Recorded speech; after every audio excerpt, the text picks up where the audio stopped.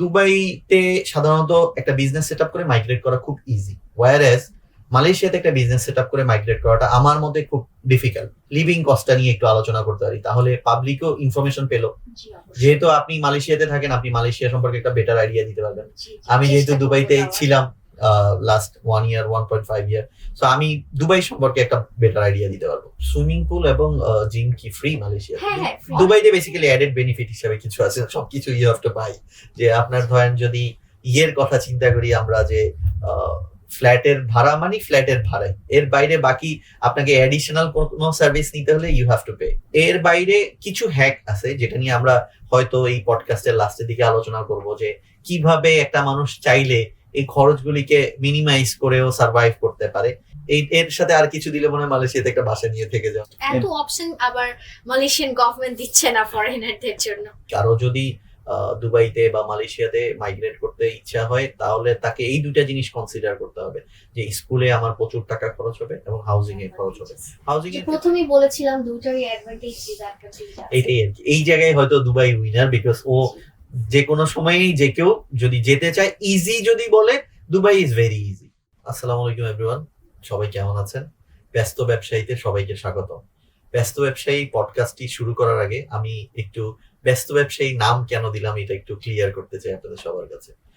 ব্যস্ত ব্যবসায়ী, আমি আসলে ছোটকাল থেকে যখনই কোনো ব্যবসায়ী দেখতাম যে কিছু না কিছু একটা নিয়ে বিজি থাকে, সে অনেক বড় ব্যবসায়ী হতে পারে, ছোট ব্যবসায়ী হতে পারে, সবাই দেখি যে খুব ব্যস্ত থাকে। এই জন্যই এই নামটা আমার মাথায় ছিল আর কি, যে আমি কখনো যদি কোনো ইউটিউব চ্যানেল খুলি আমি নাম দেবো ব্যস্ত ব্যবসায়ী। তো ব্যস্ত ব্যবসায়ীতে আমরা বেসিক্যালি এমপ্লয়ীদের জন্য বিজনেস স্কিল নিয়ে কথা বলবো, বিভিন্ন দেশের বিজনেস সেট আপ নিয়ে কথা বলবো, এর বাইরেও ব্যবসা সংক্রান্ত বিভিন্ন বিষয় নিয়ে আমরা কথা বলবো। আজকে আমার সাথে গেস্ট হিসেবে আছে আবরেশমি। হ্যালো এভরিওয়ান, আমি আবরেশমি শাগুফা। আমি অ্যাপ্লাই পয়েন্টে মার্কেটিং ম্যানেজার হিসেবে কাজ করছি। থ্যাংক ইউ ইশতেখার ভাইয়া for giving me this floor to talk about the opportunities we have and to explore the new dimension of this global era. Welcome. তো ব্যস্ত ব্যবসায়ীতে আজকের পর্বে আমরা বেসিক্যালি দুবাই মালয়েশিয়ার একটা কম্পারেটিভ স্টাডি নিয়ে আলোচনা করব। আমরা দুবাই নিয়ে কিছুক্ষণ কথা বলবো, মালয়েশিয়া নিয়ে কিছুক্ষণ কথা বলবো। দুবাইয়ের ক্ষেত্রে আমরা দুবাইতে কিভাবে বিজনেস সেট আপ করে একটা মানুষ যেতে পারে, দুবাইতে লিভিং কস্ট কেমন, এই বিষয়গুলি নিয়ে আলোচনা করব। আবরেশমি বেসিক্যালি মালয়েশিয়াতে থাকে, সো আবরেশমি মালয়েশিয়ার পার্টটা কভার করবে, আমি দুবাইয়ের পার্টটা কভার করবো। মালয়েশিয়ার ব্যাপারে আমার যেই ছোটখাটো নলেজ আছে ওই জিনিসটাও আমি একটু শেয়ার করার চেষ্টা করব। তো প্রথম যদি আমরা বলি যে দুবাই মালয়েশিয়ার কম্পারিজন নিয়ে, আপনাকে যদি একদম শর্ট করে প্রশ্ন করি যে দুবাই নাকি মালয়েশিয়া, আপনার উত্তর কি হবে? না ভাইয়া, আসলে দুবাই বা মালয়েশিয়া দুইটাই একদমই দু রকম কান্ট্রি, একটা কম্পিটিটর কখনো হতে পারবে না। সো আসলে যার দুবাইতে ইনভেস্ট করার ইচ্ছা, সেই টার্গেট মার্কেট অ্যাকচুয়ালি দুবাইতে ইনভেস্ট করবে, আর যারা মালয়েশিয়াতে মুভ করতে চাচ্ছে তারা মালয়েশিয়াতেই মুভ করবে। সো এইটা আসলে দুটারই অ্যাডভান্টেজেস আছে, দুটারই ডিসঅ্যাডভান্টেজেস আছে। সো ওইটা চিন্তা করে অনেক কিছু মানে ইনফরমেশন দেখা যাচ্ছে ইনভেস্টরদের গ্যাপ আছে, সেটার জন্যই হয়তো আপনাকে অনেকে নক করবে। তো এই ইনফরমেশন গুলোই আজকে আমরা ইনশাআল্লাহ ডিসকাস করে দেখা যাবে কার ক্রাইটেরিয়া। তো আমরা মেইন ইভেন্টটাতে চলে যাওয়ার আগে বা মেইন পডকাস্টটাতে চলে যাওয়ার আগে আপনি যদি একটু আপনার অ্যাপ্লাই পয়েন্ট সম্পর্কে বলেন, যে অ্যাপ্লাই পয়েন্ট বেসিক্যালি কি করে। আচ্ছা, অ্যাপ্লাই পয়েন্ট ভাইয়া, আমরা তো এখন দেখি যে মাশরুমের মতো অনেক কনসালটেন্সি ফার্ম আছে for education and for business migration, কিন্তু আমাদের অ্যাপ্লাই পয়েন্টটা বেসিক্যালি এরকম না। অ্যাপ্লাই পয়েন্টটা মানুষের আসলে যেসব ইনফরমেশন ল্যাকিংস গুলো আছে, মানুষ বিদেশে যেতে অনেক আগ্রহী কিন্তু দেখা যাচ্ছে যে ওদের মধ্যে অনেক ইনফরমেশন গ্যাপ থাকে। কোনো একটা এডুকেশন কনসালটেন্সি গেলে আমরা দেখা যায় কি করে থাকি, আমরা ইউনিভার্সিটিতে যাব, এখানে অ্যাপ্লাই করে দেওয়া হয়, তারপর ওদের অফার লেটার এনে ভিসা প্রসেসিং। অ্যাপ্লাই পয়েন্ট সেটা করে না। অ্যাপ্লাই পয়েন্ট ফার্স্টে যখন একজন ক্লায়েন্ট বা কাস্টমার আসে, ফার্স্টে ওর প্রোফাইল অ্যানালাইসিস করে। ওর যদি কোনো টার্গেট ইউনিভার্সিটিও থেকে থাকে, ওর প্রোফাইল দেখে আমরা বলে দেই যে আসলে ওর জন্য ওইটা প্রেফার্ড না, ওর জন্য কোনটা প্রেফার। তাছাড়াও আমাদের আসলে মানে মোটিভটা বিজনেস না ভাইয়া, মোটিভটা হচ্ছে একটা মানুষকে হেল্প করা, তার বিদেশ যাওয়ার যে ড্রিমটা আছে এই ব্রিজটা ক্রিয়েট করে দেওয়া। এমনও যদি কেউ থেকে থাকে যে তার হয়তো মানে অ্যাপয়েন্টমেন্ট লেটার বা অফার লেটার চলে আসছে, সে হয়তো ভিসা করবেও অন্যকে দিয়ে, বাট তার যে ইনফরমেশন গ্যাপ গুলা বা তার যে সার্ভিস ল্যাক পয়েন্টস গুলা, এগুলাকে আমরা সর্ট করে দিতে বা হেল্প করে দিতে সর্বোচ্চ হেল্প করে থাকি। Great. তো এর বাইরে আমি কি করি এটা নিয়ে কথা বলতে চাই, সেটা হলো যে আমি বেসিক্যালি কারেন্টলি একটা স্টার্টআপের ফাউন্ডার হিসেবে আছি। এই স্টার্টআপটা বেসিক্যালি বিভিন্ন দেশে মানুষকে বিজনেস সেট আপ করতে হেল্প করে।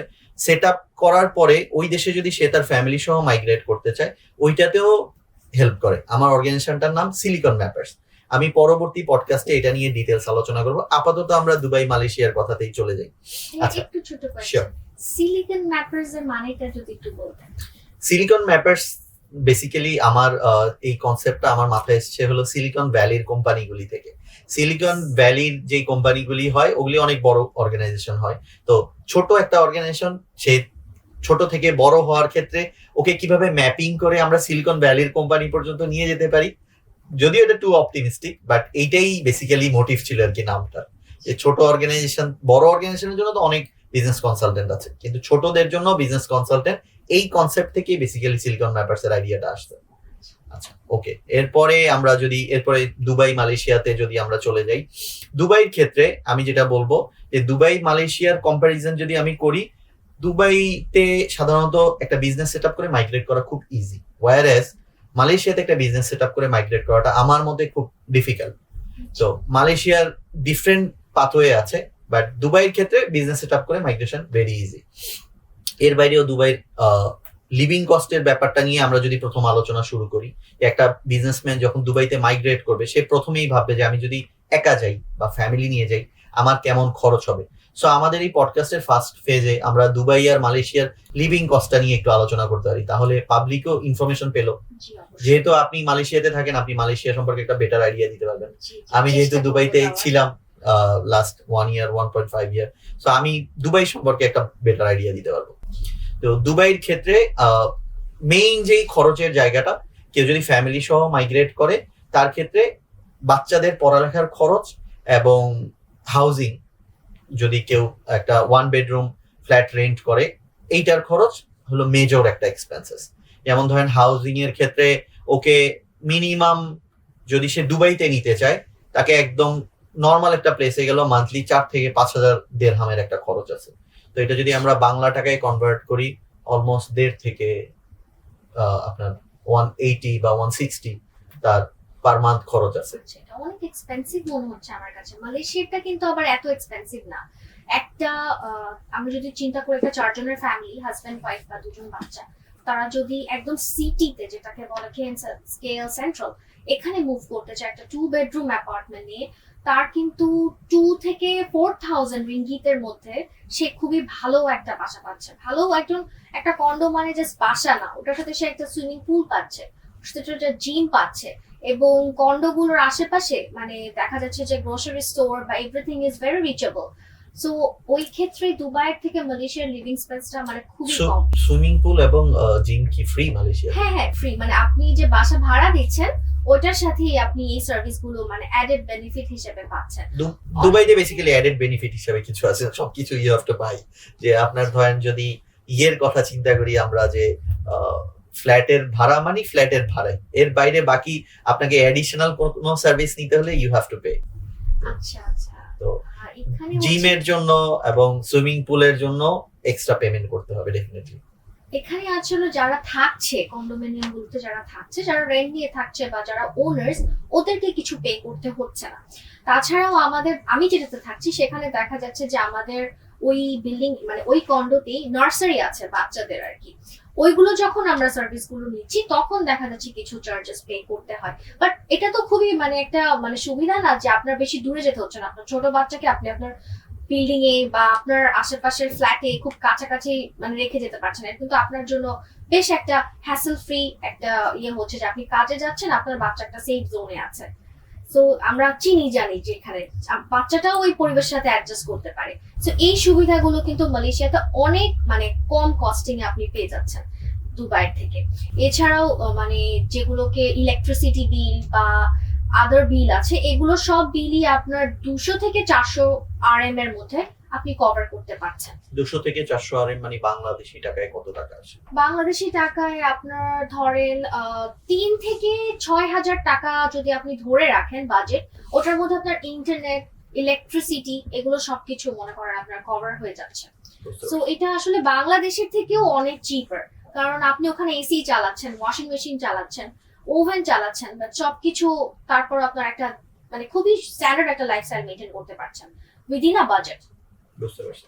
বাট দুবাইয়ের সিনারিওতে ইউটিলিটি বিলের জন্য অনেক টাকা খরচ হয়। যেমন ধরেন আমার যেই বাসাটা আছে 1 বেডরুম, এটার ইউটিলিটি বিল আসে almost 1000 dirham, so it's close two 35000 টাকা।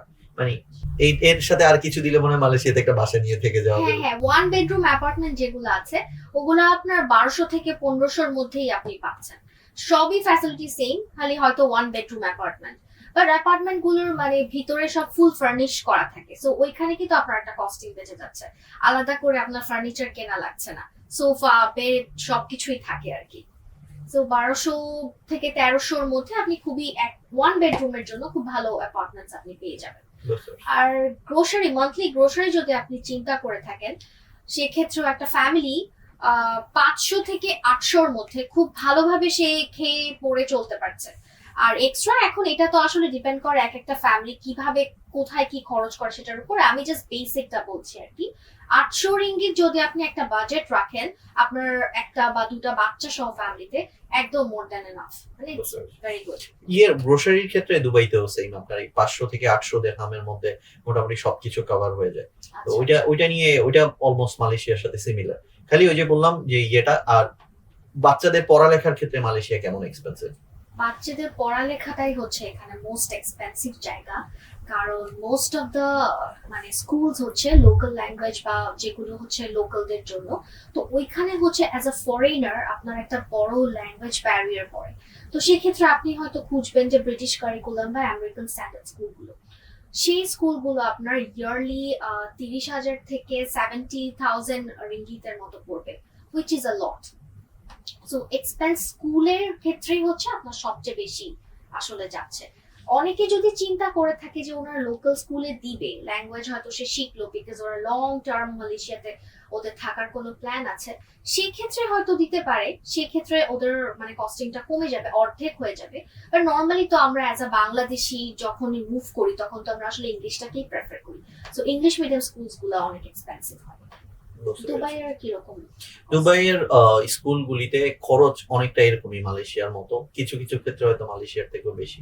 সো এইটা একটা মেজর এরিয়া আর কি। কারো যদি দুবাইতে বা মালয়েশিয়াতে মাইগ্রেট করতে ইচ্ছা হয় তাহলে তাকে এই দুইটা জিনিস কনসিডার করতে হবে, যে স্কুলে আমার প্রচুর টাকা খরচ হবে এবং হাউজিং এ খরচ হবে।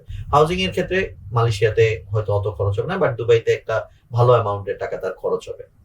তো এর বাইরে কিছু হ্যাক আছে যেটা নিয়ে আমরা হয়তো এই পডকাস্টের লাস্টের দিকে আলোচনা করব, যে কিভাবে একটা মানুষ চাইলে এই খরচগুলিকে মিনিমাইজ করেও সার্ভাইভ করতে পারে, এটার কিছু ওয়ে ফরওয়ার্ড করব।